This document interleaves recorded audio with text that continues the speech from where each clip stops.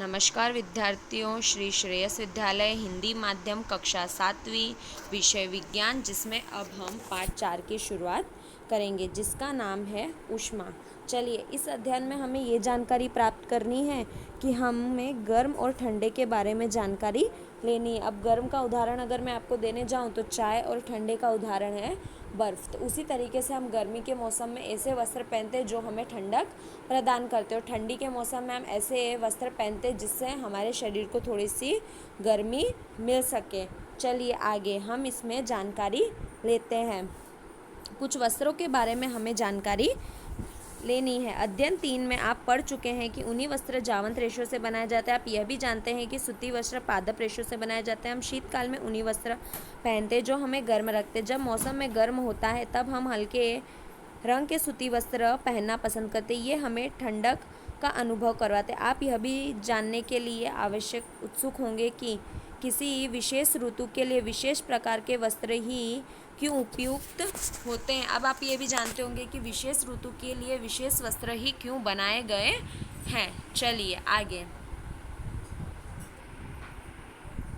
शीतकाल में आप घर के अंदर रहकर ठंडक का अनुभव करते हैं। यदि आप बाहर धूप में जाएंगे तो गर्मी का अनुभव करेंगे। ग्रीष्मकाल में तो आप घर के अंदर भी गर्मी का अनुभव करते हैं। हम यह कैसे जान सकते हैं कि कोई वस्तु गर्म है अथवा ठंडी। हम कैसे पता लगा सकते हैं कि कोई वस्तु कितनी गर्म है अथवा कितनी ठंडी है। इस अध्ययन में हम इसी प्रकार के कुछ प्रश्नों के उत्तर के बारे में जानने का प्रयास करेंगे। चलिए 4.1 में क्या बताया गया है? गर्म तथा ठंडा।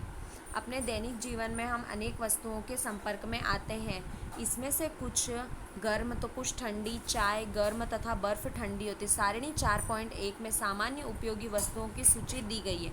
इस सूची में कुछ और नाम जोड़िए और इन वस्तुओं को गर्म या ठंडी के रूप में चिन्हित कीजिए। हम देखते हैं कि कुछ वस्तुएं ठंडी जबकि कुछ वस्तुएं गर्म। आप यह भी जानते हैं कि कुछ वस्तुएं दूसरी। देखिए, आपको परामर्श दिया जाता है कि बहुत अधिक गर्म वस्तु को न छुएं। मोमबत्ती की ज्वाला अथवा जैसे कि स्वेट छूते समय आप देख सकते हैं सतर्क रहे। यहाँ पे देखिए 4.1 में आपको गर्म और ठंडी वस्तुओं के बारे में बताया गया है। तो आपको ये बताना है कि आपको गर्म कौन सी वस्तु है, ठंडी, शीतल, गुनगुना, गर्म। तो चाय कैसी हो सकती है? गर्म। फलों का रस कैसा हो सकता है? उसके बाद आप देखिए यहाँ पे तलने के लिए उपयुक्त किसी बर्तन की हत्ती। तो जैसे आपने किसी बर्तन की हत्ती ली है तो वो कैसी होगी? शीतल। चलिए आगे। वस्तुओं की अपेक्षा अधिक गर्म होती है जबकि कुछ वस्तुएं दूसरों की अपेक्षा अधिक ठंडी होती हैं। हम कैसे ज्ञात करते हैं कि कोई वस्तु दूसरों वस्तुओं की अपेक्षा अधिक गर्म होती है? प्रायः हम इसका पता वस्तुओं को स्पर्श कर लगा सकते हैं, परंतु क्या हमारी स्पर्श इंद्रियां विश्वसनीय है? आइए हम ज्ञात करते हैं। देखिए क्रियाकलाप 4.1, तो हमें यहाँ पे क्रियाकलाप बताया गया है जिसमें हमें ABC तो 3 पात्रों में पानी के ताप का अनुभव करना। तो चलिए 3 पात्र अथवा बर्तन लीजिए जिसमें ABC नामांकित कीजिए। चित्र 4.1 में मग 1 में ठंडा पानी, B में गर्म पानी लीजिए और कुछ ठंडा और कुछ गर्म पानी मिलाकर सील में डालिए। अब अपने बाएं हाथ के मग A तथा दाहिने हाथ के मग B डालिए। दोनों हाथों को 2-3 मिनट तक मग्गों में डूबे रहने दीजिए। अब दोनों हाथों को एक साथ C में डुबोइए। क्या दोनों हाथ को एक जैसा अनुभव होता है? सुनिश्चित कीजिए कि पानी इतना गर्म न हो कि आपके हाथ न जलें। चलिए अब आगे। भुजों की उलझन यह दर्शाती है कि यह निश्चय करने के लिए कोई वस्तु गर्म या ठंडी स्पर्श इंद्रियों पर विश्वास नहीं कर सकते। यह हम कभी भी धोखा दे सकती है। तब हम यह कैसे ज्ञात कर सकते हैं कि कोई वस्तु वास्तव में कितनी गर्म है, कितनी उष्णता? गर्मी की विश्वसनीय माप उसके ताप से की जा सकती है और ताप मापने के लिए हम किसका उपयोग करते हैं? हम तो थर्मामीटर या तापमापी का उपयोग करते हैं। अब उदाहरण के लिए अगर आप देखने जाओ तो जब आपको बुखार होता है तो उसको मापने के लिए आप किसका उपयोग करते हैं? तो जो डॉक्टर के पास होता है थर्मामीटर, तो उसके द्वारा आपका माप मापा जाता है। ताप मापन, क्या आपने कोई तापमापी देखा है? याद कीजिए कि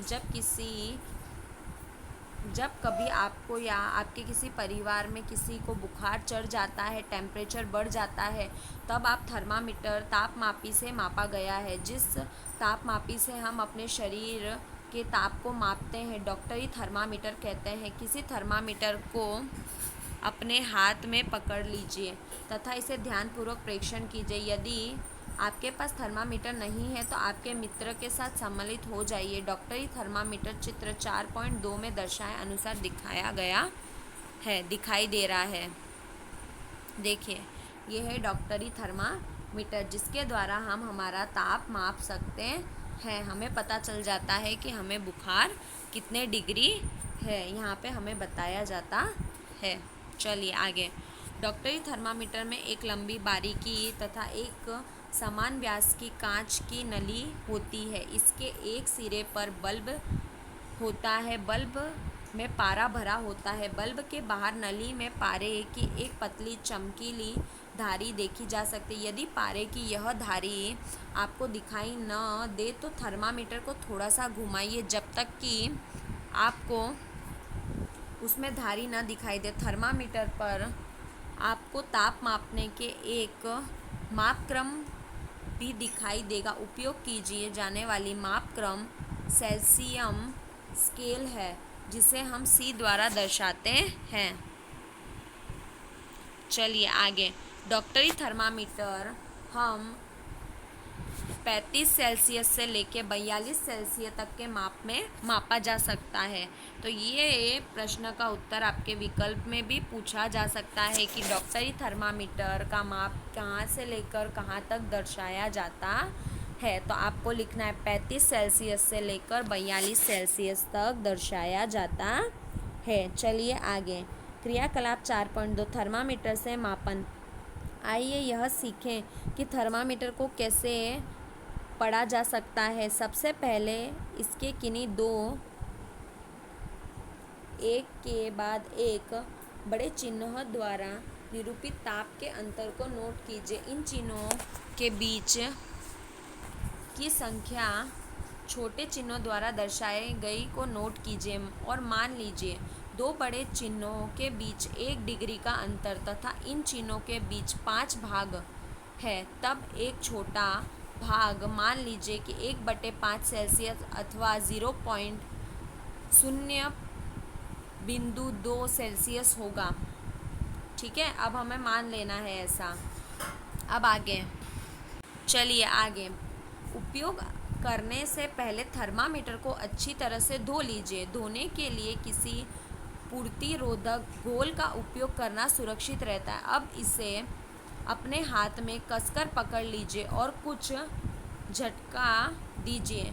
झटके देने से पारे का तल नीचे आ जाएगा। सुनिश्चित कीजिए कि यह 35 सेल्सियस से नीचे आया है। अब थर्मामीटर के बल्ब को अपनी जीभ के नीचे रखिए और 1 मिनट के पश्चात थर्मामीटर को बाहर निकाल लीजिए। उसका पाठ्यांक नोट कीजिए। यह आपके शरीर का ताप है। ताप को सदैव इसके मात्रक सेल्सियस के साथ व्यक्त करना चाहिए। अपने शरीर का ताप कितना नोट किया? मानव शरीर का सामान्य ताप 37 सेल्सियस है। ध्यान दीजिए चलिए कि ताप को इसके मात्रक के साथ व्यक्त किया गया है, तो हम उसके मात्रक के साथ व्यक्त किया गया। आइए पहली को विश्वास दिलाइए कि उसके साथ कोई समस्या नहीं है। क्रियाकलाप 4.3 डॉक्टरी थर्मामीटर की सहायता से अपने कुछ मित्रों के शरीर का ताप कम से कम 10 के शरीर का ताप मापिए और अपने प्रेक्षण को सारिणी 2.4 में अंकित कीजिए। चलिए, तो आपको यहाँ पर अंकित करना है जो यहाँ पे आपको बताई गई है। क्या प्रत्येक विद्यार्थी के शरीर का ताप 37 सेल्सियस? यह आवश्यक नहीं है। प्रत्येक व्यक्ति का सामान्य ताप 37 सेल्सियस हो, यह कुछ अधिक अथवा कुछ कम भी हो सकता है। वास्तव में जिसे हम सामान्य ताप नॉर्मल टेम्परेचर कहते हैं, वह स्वस्थ व्यक्तियों के लिए विशाल समूह के शरीर का औसत ताप है। ये मतलब ज़रूरी नहीं है कि सबका 37 सेल्सियस ही हो, सबका अलग अलग भी हो सकता है। और सामान्य व्यक्ति के लिए मतलब जो ताप होता है, औसत ताप, वो 37 सेल्सियस हम देख सकते हैं। चलिए आगे। डॉक्टरी थर्मामीटर को केवल मानव शरीर का ताप मापने के लिए ही डिज़ाइन किया गया। मानव शरीर का ताप सामान्यतः 35 सेल्सियस से 42 सेल्सियस से अधिक नहीं होता। यही कारण है कि इस थर्मामीटर का परिसर 35 सेल्सियस से 42 सेल्सियस है। प्रयोगशाली तापमापी 4.3। हम अन्य वस्तुओं के ताप कैसे मापते हैं? इसके लिए अन्य तापमापी काम में लाते हैं। ऐसे ही एक तापमापी प्रयोगशाला तापमापी है। आपके अध्यापक इस तापमापी को आपको दिखाएंगे और इसे ध्यान से देखिए तथा इससे मापे जा सकने वाले अधिकतम तथा न्यूनतम ताप नोट कीजिए। प्रयोगशाला तापमापी का परिसर प्रायः 10 सेल्सियस से 110 सेल्सियस होता है, जैसे आपने डॉक्टरी थर्मामीटर में किया था, ठीक वैसे ही। ठीक उसी प्रकार से तापमापी के भी किसी सबसे छोटे भाग द्वारा दर्शाए जाने वाले मान ज्ञात कीजिए। तापमापी द्वारा दर्शाए गए ताप को ठीक ठीक पढ़ने के लिए आपको ताप के इस मान की आवश्यकता होगी। चलिए आगे। विभिन्न प्रयोजनों के लिए विभिन्न प्रकार की तापमापी का उपयोग किया जाता है। मौसम की रिपोर्ट में दिए गए अधिकतम तथा न्यूनतम तापों को जानकारी देने के लिए अधिकतम न्यूनतम तापमापी का उपयोग किया जाता है। अब क्या बताया गया है? जैसे मौसम का ताप नापने के लिए, तो मौसम का कितना ताप है तो हम मापने के लिए किसका उपयोग करते हैं? तो जिसमें अधिकतम और न्यूनतम का हम उपयोग करते हैं। चलिए देखिए, यहाँ पे आपको बताया गया है। आइए अब देखें कि तापमापी का उपयोग कैसे किया जाता है। देखिए अब यहाँ पे आप इसकी संख्या देखिए, तो यहाँ पे 110 बताई गई है। और उसके बाद हमने डॉक्टरी थर्मामीटर देखा था, उसके कितनी थी? 35 सेल्सियस से लेके 42 सेल्सियस तक का था। चलिए अब आगे।